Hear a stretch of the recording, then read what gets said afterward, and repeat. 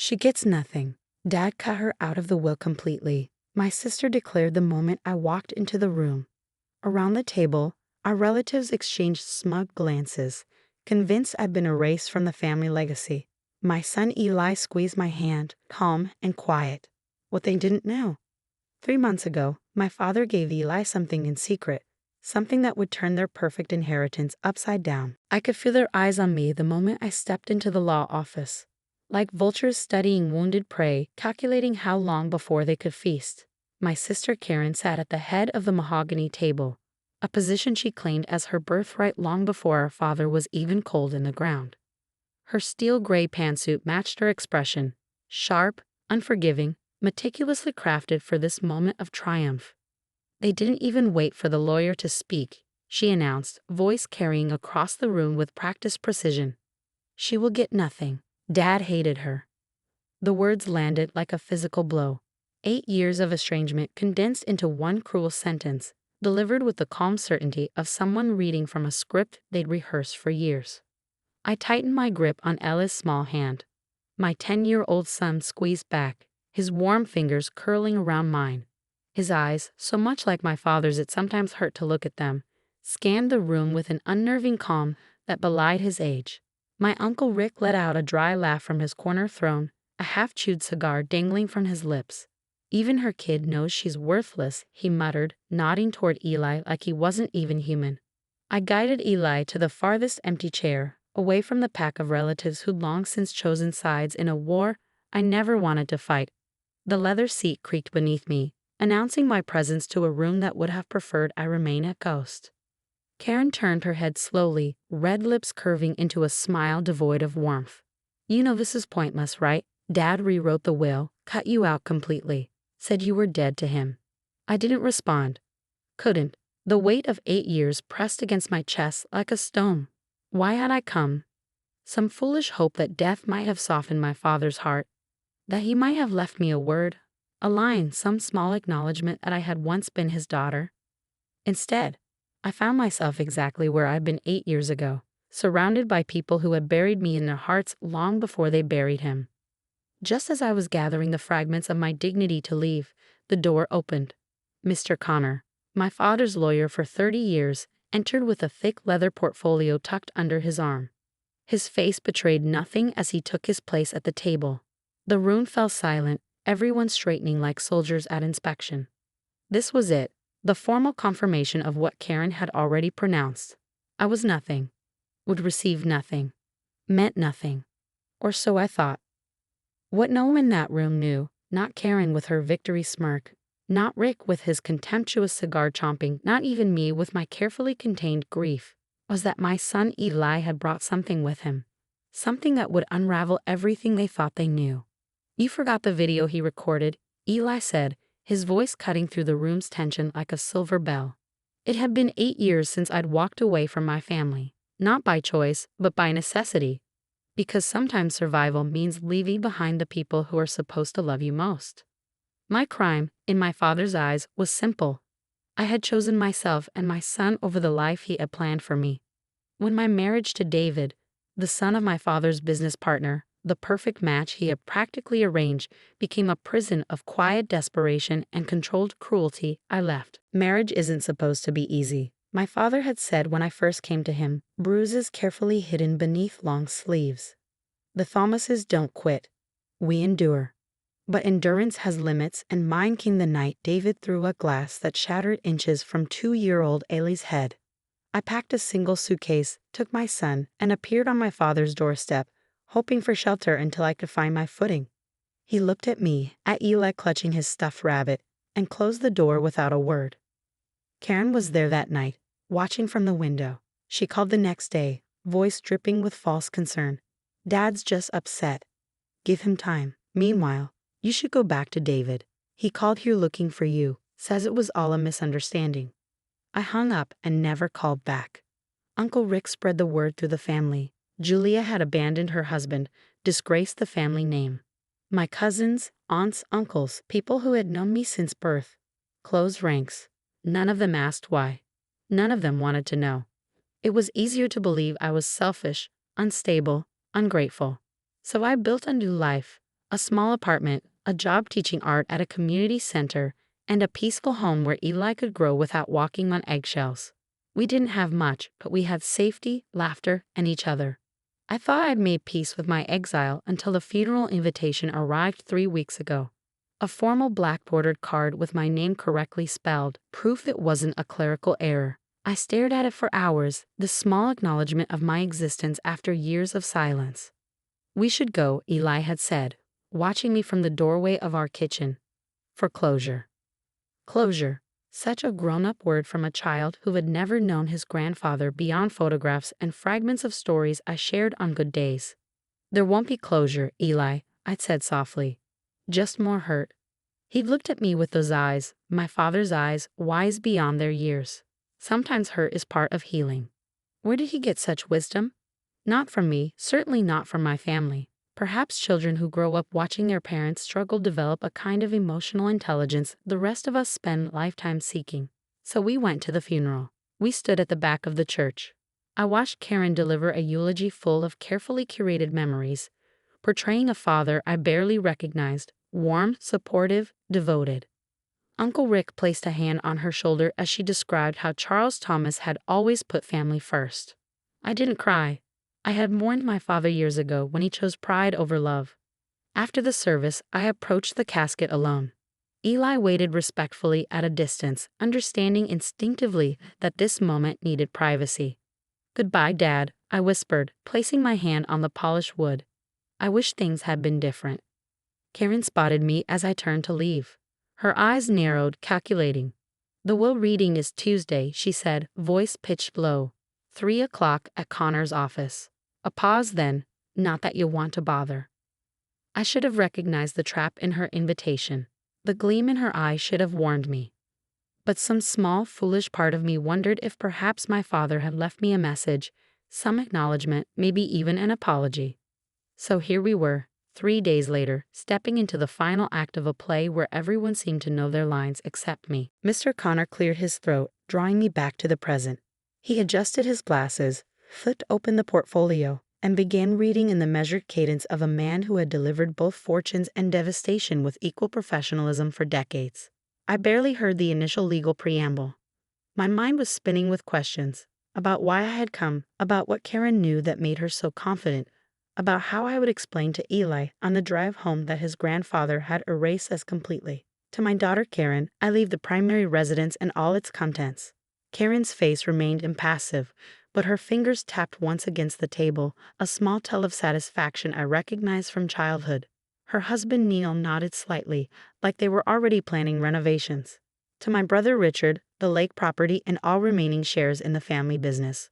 Rick leaned back, chair creaking under his substantial frame, arms folded across his chest like a king surveying newly acquired territory. The cigar shifted between his teeth as he bit down gently. To Paul, my nephew, the vintage car collection. Paul, my cousin who once locked me in a closet for hours just to hear me beg, smirked from across the table. I bit the inside of my cheek until I tasted copper. The list continued. Pieces of my father's life distributed like carnival prizes to people who had earned them through loyalty rather than love. Each bequest confirmed what Karen had declared. There would be nothing for me. And then came the moment I'd been dreading. And as previously declared, my daughter Julia will not receive. "You forgot the video he recorded." Eli's voice cut through the room like a bell, clear and untroubled. The lawyer's words died mid-sentence. Every head turned toward my son, who sat perfectly straight in his oversized chair. I stared at him, confusion flooding my brain. "What video?" I whispered.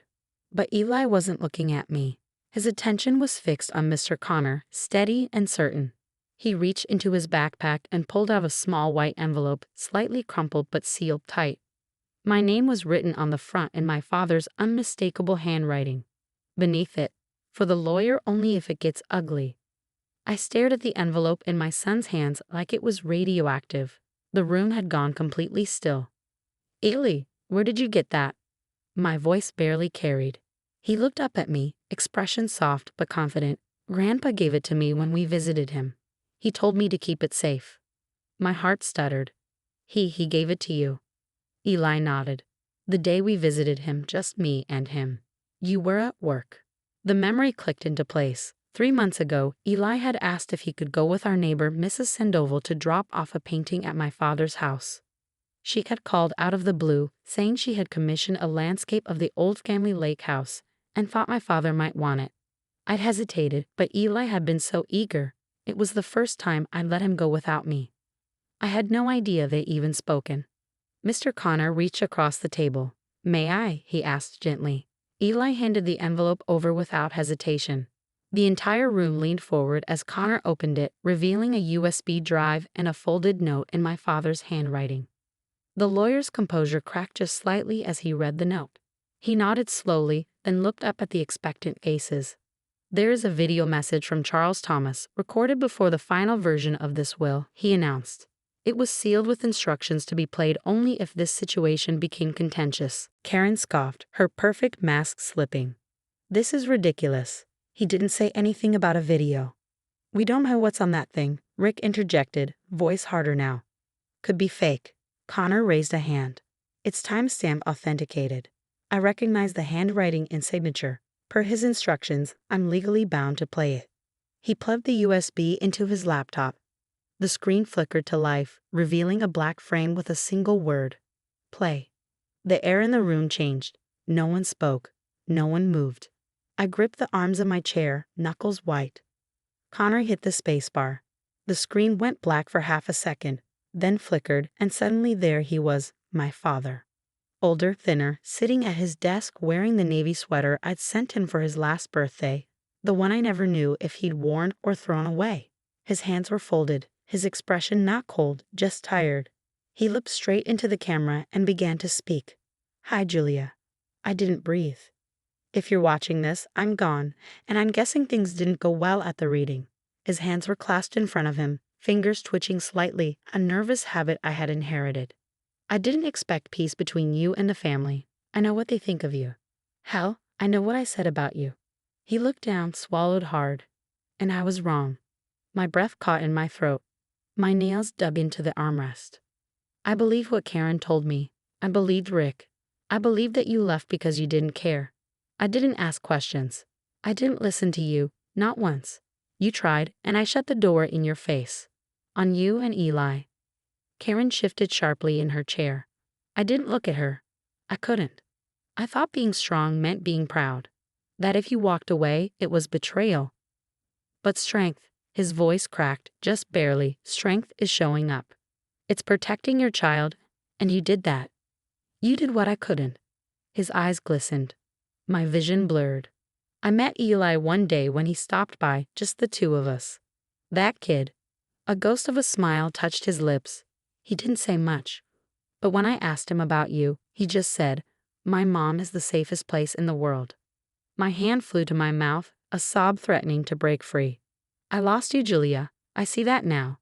I lost my daughter because I couldn't stop being right long enough to love you the way you needed. But I won't let my last act be pushing you away again." He cleared his throat and looked straight into the camera. "So I changed the will." The collective gasp in the room was audible. Karen muttered something under her breath. Rick's chair creaked as he sat forward abruptly. "I've left the house to you and Eli. The savings, the retirement fund, it's yours. And a college trust for Eli." I couldn't believe what I was hearing. This couldn't be real. "I know it doesn't fix what I broke, but I want you to have the peace I couldn't give you when I was alive." He paused, then leaned slightly closer to the camera. "And if they're angry, let them be angry. You earned this. You lived through all of it and never stopped being a mother. That's more than I ever managed." Tears streamed freely down my face now. I made no attempt to hide them. "I'm proud of you, and I love you, Julia. Always did. I just didn't know how to show it." And then, just before the video faded to black, he added quietly, "Take care of my grandson. Tell him thank you." The screen went dark. No one spoke. No one moved. The silence was absolute, holy, filled with the wreckage of certainties now destroyed. I sat frozen, tears tracking silently down my cheeks, feeling like something I hadn't known I was carrying had finally been lifted. After all the years of noise, of blame, of exile, he had heard me. He had finally heard me. And in the quiet that followed, no one could take that away. Karen stood abruptly. Her chair screeched against the floor as she snatched up her purse, face drained of color. She walked out without a word. heels clicking a desperate retreat. Neil followed, red-faced and sputtering. Rick remained seated longer, jaw working as if chewing on arguments that suddenly tasted bitter. When he finally stood, he looked at Connor like he wanted to challenge the video's authenticity. But even he knew there was nothing to fight. My father had spoken. His truth was now undeniable. The others followed, filing out in various states of shock and discomfort. Some couldn't meet my eyes. A few offered quiet nods, pity or respect, I couldn't tell. Soon it was just the three of us, me, Eli, and Mr. Connor. The lawyer gently closed his portfolio. There will be some paperwork, he said, voice softened by what he'd witnessed. But everything's in order. I nodded, unable to form words. Connor gave a small, genuine smile and left us alone in the room. The silence that followed wasn't the same kind I had grown used to over the years. This silence was peaceful, whole, like something had finally settled into place. I looked at Eli, still holding my hand, still watching me with those eyes that saw everything. "Thank you," I whispered. He tilted his head. "For what?" "For being braver than me," I said. "For holding on to something that mattered when I was ready to let it go." He smiled, my father's smile, without the hardness years of pride had etched into it. "I just wanted you to hear him." And I had, not just in the video, but in the shift that came after, in the peace that filled the room once everyone else had left with their shattered expectations. That's the thing about truth.